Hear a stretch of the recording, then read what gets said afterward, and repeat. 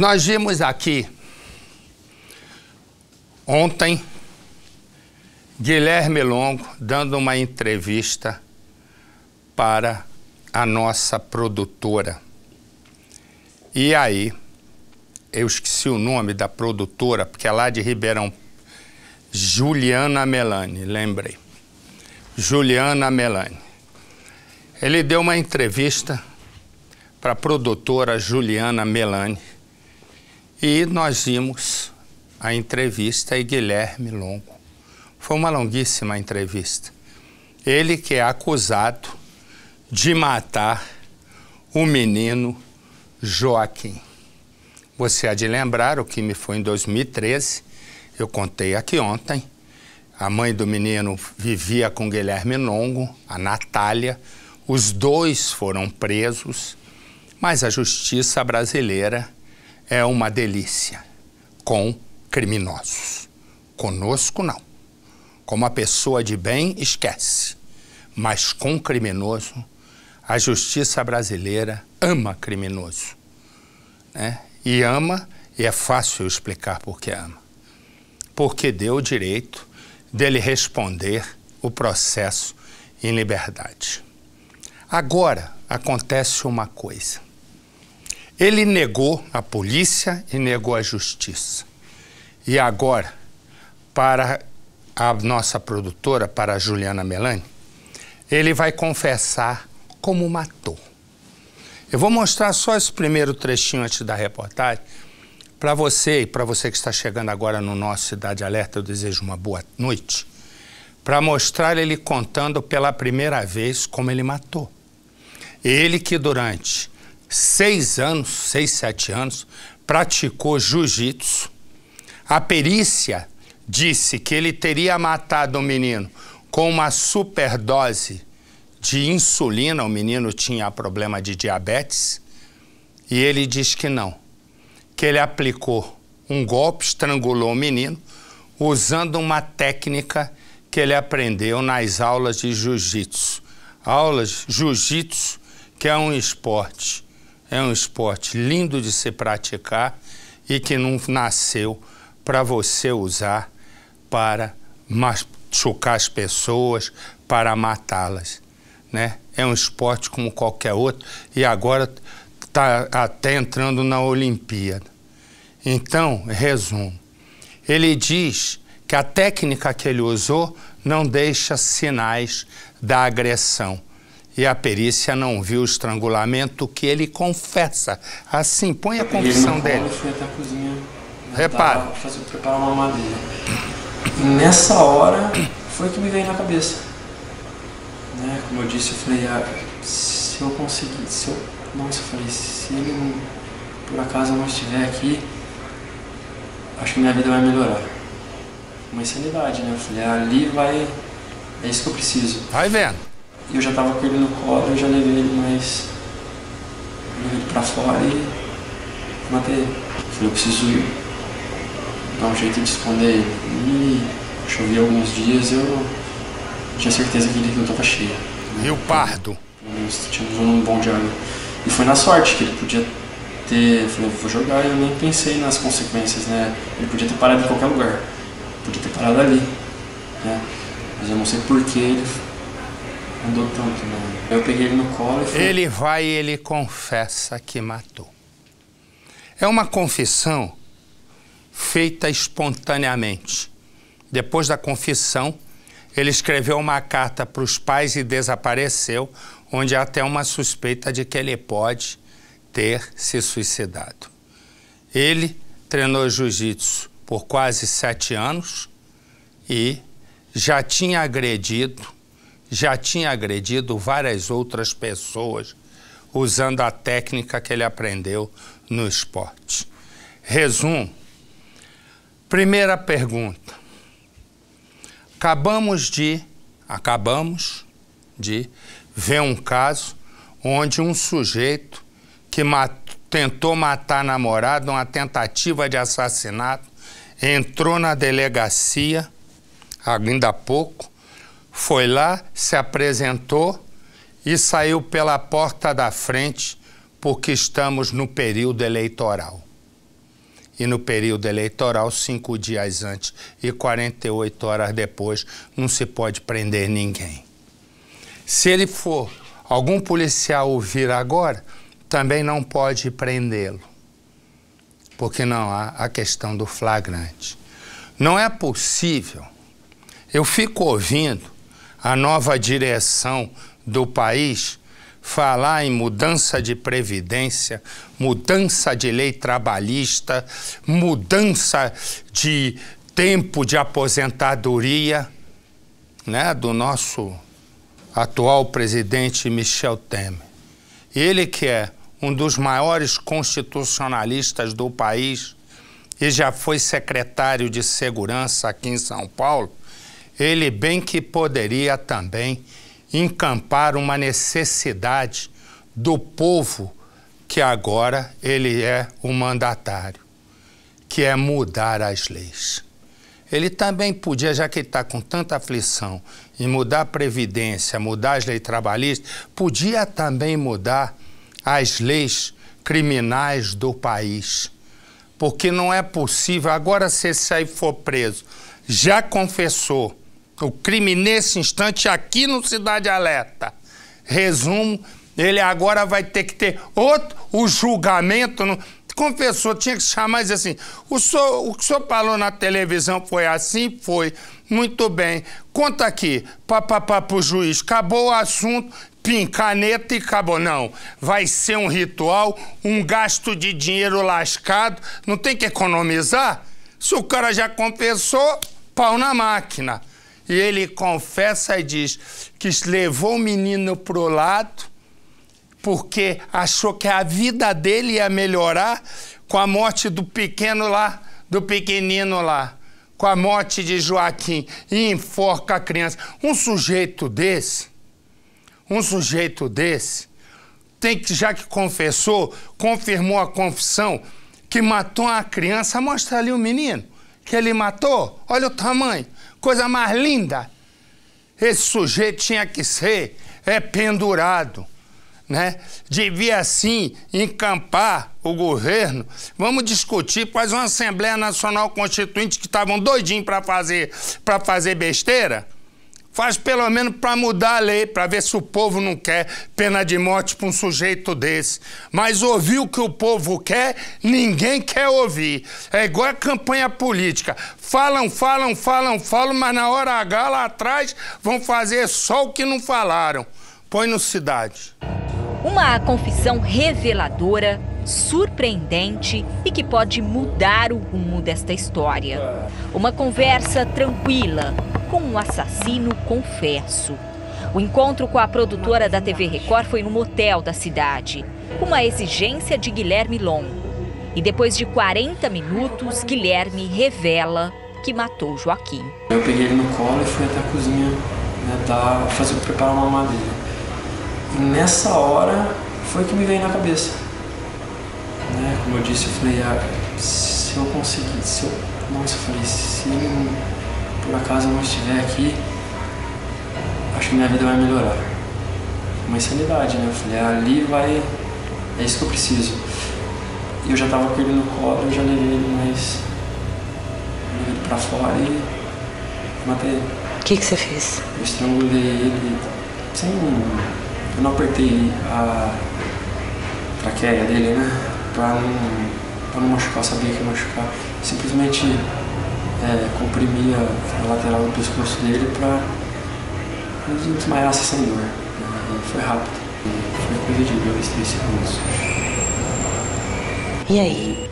Como é que você sabia fazer isso? Eu treinei jiu-jitsu. Acontecia nos treinos direto. Né? Tem um pouco de habilidade com isso. Não de técnicas de jiu-jitsu. Né? O crime foi em novembro de 2013. Guilherme morava com a esposa, Natália, o bebê, filho do casal, e Joaquim. O corpo do menino teria sido jogado em um rio, perto da casa da família. E Guilherme confirma esta versão na entrevista. Eu preciso dar um jeito de esconder ele. E chovia alguns dias, eu tinha certeza que ele não estava cheio. Pelo menos tinha um volume bom de água. E foi na sorte que ele podia ter, eu falei, vou jogar, eu nem pensei nas consequências, né? Ele podia ter parado em qualquer lugar, podia ter parado ali, né? Mas eu não sei por que ele andou tanto, né? O promotor do caso, Marcos Túlio Nicolino, assistiu à entrevista de Guilherme Longo e recebeu uma cópia do vídeo. Para ele, a confissão do acusado, quase 3 anos depois do crime, foi uma surpresa. Eu nunca esperei a confissão dele durante o inquérito policial e a fase judicial. Ele sempre negou, sempre disse que não era o responsável, muito embora todos sabem que nós temos provas fortíssimas no sentido de que foi ele o autor desse delito. A Polícia Civil e o Ministério Público sempre defenderam a tese de que o menino foi morto por uma superdosagem de insulina. O caso ainda espera julgamento. O promotor diz que vai pedir o auxílio de um legista para confirmar se Guilherme está falando a verdade, quando afirma que matou Joaquim usando uma técnica de jiu-jitsu. Nós temos um exame necroscópico que foi feito e que não aponta essa causa da morte, do estrangulamento, como ele disse. Então nós vamos investigar isso, vamos ver se houve alguma falha em algum momento da prova pericial, para depois nós nos posicionarmos. Nós dependemos aí de um exame pericial por profissionais, por técnicos, para saber se aquilo é compatível. O promotor também já pediu à Justiça que a liberdade provisória do padrasto de Joaquim seja suspensa. Depois da entrevista, Guilherme desapareceu e é considerado foragido. Na casa onde ele mora com os pais, desde que deixou o presídio de Tremembé há 7 meses, ninguém foi encontrado. Essa vizinha diz que assim que soube da confissão, a mãe de Guilherme saiu da casa passando mal. Praticamente desmaiada. Coitada, tá sofrendo muito, né? Natália responde em liberdade por omissão e hoje mora em Goiás. Ela foi procurada para falar sobre a confissão, mas não quis comentar o assunto. O advogado de Guilherme considera abandonar a defesa. O último contato dele comigo faz mais de 50 dias. Então a defesa estará analisando agora, ciente desta entrevista, e a partir do momento que tiver ciência de todo o conteúdo dos documentos por ele deixado, eu vou me pronunciar se fico ou não na defesa de Guilherme Longo. O vídeo mostra uma técnica de estrangulamento ensinada por professores de jiu-jitsu, um tipo de luta praticado em academias. Tudo bem, tudo bem. Foi com uma técnica parecida que Guilherme Longo disse ter estrangulado e matado o menino Joaquim. O estrangulamento sanguíneo é muito mais rápido em uma criança. Pode ser letal e não deixar marcas. É o que confirma este homem, que foi colega de jiu-jitsu de Guilherme e prefere não se identificar. A ideia é causar um bloqueio nas veias do pescoço, né? Isso faz com que o sangue não volte, não retorne para o resto do corpo e, portanto, não sobe, né? Então, o cérebro desnutrido acaba desligando e a pessoa apaga no primeiro momento, e se a pressão continuar, a pessoa pode vir a óbito. Guilherme Longo praticou jiu-jitsu por cerca de 7 anos. Na academia, tinha bom comportamento, mas na rua, às vezes, agia com violência. Segundo o colega, Guilherme chegou a ser detido pela polícia depois de agredir uma garota de programa. Depois de fazer o programa, Guilherme Longo, então com 19 anos, teria se arrependido de ter pago a garota e fez com ela o que depois faria pior com Joaquim. Ele contratou uma garota de programa na 9 de julho e depois do programa ele foi devolver a menina, e acredito que ele, arrependido de ter gasto o dinheiro com a menina, ele aplicou uma técnica de estrangulamento, onde ele botou a menina para dormir, né, que a gente chama de apagar. Ele apagou a menina, pegou o dinheiro dele de volta, né, e foi embora. Este não foi o único caso de agressão que ficou conhecido entre os colegas. Guilherme também teria batido em travestis. Um dia, saindo da academia, porque ele tinha brigado com os professores lá da academia, ele saiu chateado e no caminho ele encontrou com 2 travestis e ninguém viu, porém, aliás, ninguém que estava no treino naquele dia viu, né? Porém, pessoas que passavam na rua disseram que ele agrediu os 2 travestis de uma vez só e muito violento. Ao confessar que usou uma técnica de luta para matar uma criança, Guilherme assinou a própria condenação e deixou no antigo colega de jiu-jitsu um sentimento difícil de explicar. É uma coisa que a gente para pensar e imaginar se um dia pudesse haver perdão para tal erro. Ele diz assim, que ele na academia era um sujeito comportado. Eu já cansei de ver na academia, né? O sujeito lá estava tudo certo, treinava, era uma belezura. E aí, caladinho, aí quando ia pra rua, sempre achando que o outro não sabia a mesma técnica dele, virava um leão. Né? E não vi só uma vez, não. Bem que eu já vi uns tomaram as costas arrumadas também na academia quando eu era descoberto, que usava por isso. Mas isso era outro tempo. Era tempo em que você praticava um esporte, né? E até hoje se pratica o esporte, né? Se bem que eu ainda continuo achando que essa luta Anderson Silva, isso não é esporte, né? Para mim isso é uma carnificina, mas enfim, cada um tem os seus princípios. Mas esse aqui não tem princípio nenhum e não pode ser preso. O pior dessa história aqui é que ele não pode ser preso nesse momento, por causa da lei eleitoral. Como é que não pode ser preso se ele acaba de confessar que matou, estrangulou um menino? Me põe ali de novo o pedaço dele, contando como matou. Preparar uma madeira. E nessa hora foi que me veio na cabeça.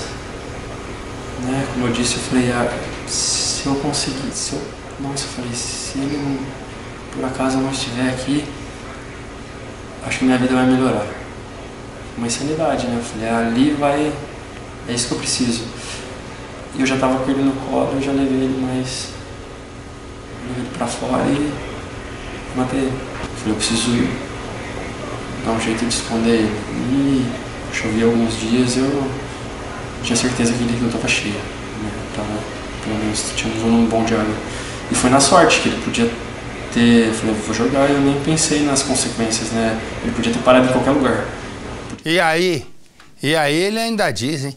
E foi na sorte, infeliz desse, num país que eu mandasse, depois dessa confissão, depois da confissão, eu ia dizer pro juiz, só pergunta para ele se ele confirma a confissão. Confirma. Então não precisa julgar. Agora vamos ver qual é a pena. Isso no país que eu mandasse, né? Aí eu ia dizer, lógico que a pena dele é a pena de morte, não tem outra. Eu vou com a nossa Ludmila Winehouse, que ela tem mais informações. Boa noite, Ludmila. Oi, Marcelo. Boa noite a você, boa noite a todos. A Justiça acatou agora há pouco o pedido do Ministério Público para a revogação da liberdade provisória do Guilherme. Só que isso nada adianta, pelo menos agora, como você enfatizou, o Guilherme pode ser preso, mas vai sair. O juiz eleitoral disse o seguinte, Marcelo, que se ele for encontrado pela polícia, ele é levado para a delegacia, assina um termo circunstanciado e vai embora. E aí cabe à polícia procurá-lo novamente, né? É verdade. Obrigado, meu amor. Fica com Deus. Um beijo, Ludmila. Vou dizer uma coisa. Vou falar uma daquelas barbaridades que sujeito não deve falar. Mas eu vou de falar, né? Mas isso é no país que eu mando. Que é um país imaginário. Não é esse. Né? Porque se eu fosse mandar nesse país que a gente nasceu e vive, de cara ia ter muita gente conhecida que ia direto pra cadeia. Não ia ter nem conversa fiada desse negócio. Eu não sou, eu não fui, não é meu. Vai atrás. Né? Isso é o número 1. Mas no país que eu mando, agora foi bom, inventei um negócio. No país que eu mando, isso resolve um monte de problema. Se fosse no país que eu mando, né? E tá bom, tem ainda, não ia ter essa lei eleitoral, né? Mas se tivesse, eu ainda não tivesse revogado, eu ia dizer pro policial, então prende e não apresenta não, deixa ele preso num canto, sossegado, até chegar um primeiro minuto de quarta-feira, quando ele aí pode ficar na cadeia.